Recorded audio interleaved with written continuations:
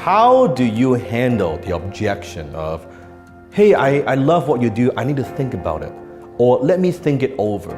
Now, what happens when your prospect says that to you? I need to think it over, let me get back to you, let me think it over. You never hear from them again. Comment below if you have ever experienced that. That's the problem. Now, in my previous video, I've talked about where you can click somewhere here. When someone says, let me think about it, what do you say to them at the end of the conversation, at the end of the sales call? Now, today I'm going to teach you something a little bit different. I want you to think about the sales conversation you have before, during, and the end, kind of after. I've taught you how to handle it when it's near the end of the sales conversation. When someone says to you, hey, I need to think about it, yet I taught you how to do that in the previous video. Today, I'm actually going to teach you how do you prevent that so they don't even say that to you. You don't need to talk about, oh, I want to think about it. You don't even need to handle that. We're gonna prevent it. Prevent this objection, which is way better when it actually comes up at the end and you try to handle it at the very end. I like to handle it up front. So let's talk about beginning, before the call. How you set up the call is so critical.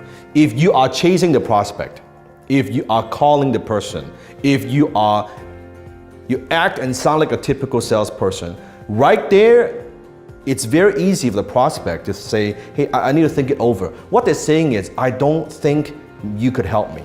Or I don't know if you offer the right solution to my problem. Or I don't know if I trust you, I'm a little bit skeptical. They're afraid to take action. They're afraid to take action and solve the problem right now. So that's the issue. It's not so much they want to think about it. That's not really the issue. So in the beginning, how you set up that call. Are you calling them or are they calling you? That makes a huge difference. Which one are you doing? Now, in the beginning of the call, here's something that you could say. It's called setting the agenda. It's how you set the agenda. Now, it could be face-to-face like this, or it could be in a phone. It doesn't really matter. Let's do it like this. We're in a meeting with the prospect in front of us, face-to-face like that. So I may say something like that. Hey, Mr. Prospect, I'm glad that we are meeting today to see how I could help you take your business to the next level. Now, before the meeting starts, can I ask you a couple questions? And they say, sure. You know what? At the end of our meeting, there are 3 things that you could say to me. The first thing you could say is, hey, Dan, that sounds good. Let's do some business. And that's good. Then we can work together and I can help you. The second thing that you could say is a no.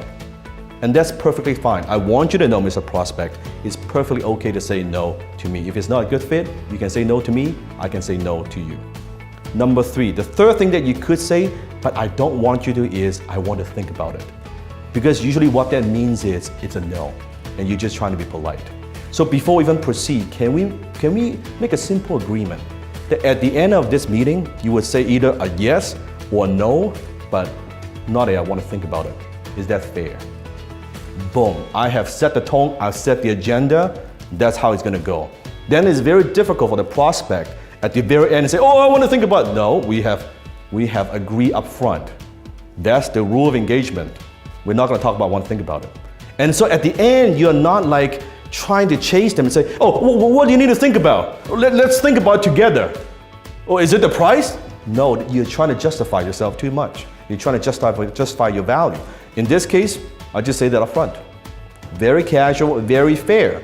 And if they give me resistance, I would say, you know what, maybe before we even do this, maybe on the phone, before we even proceed, before we even meet face to face, why don't I send you some more information? When you're ready, when you want to do this, then let's set up a time to talk. Then maybe I send them some more information. I send them some more videos. I send them some more case studies. Send them some more proof.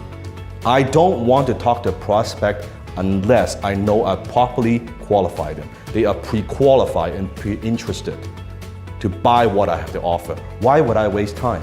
So you can use tools before the call to set everything up. So then when you're talking to someone on the phone, you're spending your time, notice the word, you're spending your time with a qualified prospect. So that's what you do.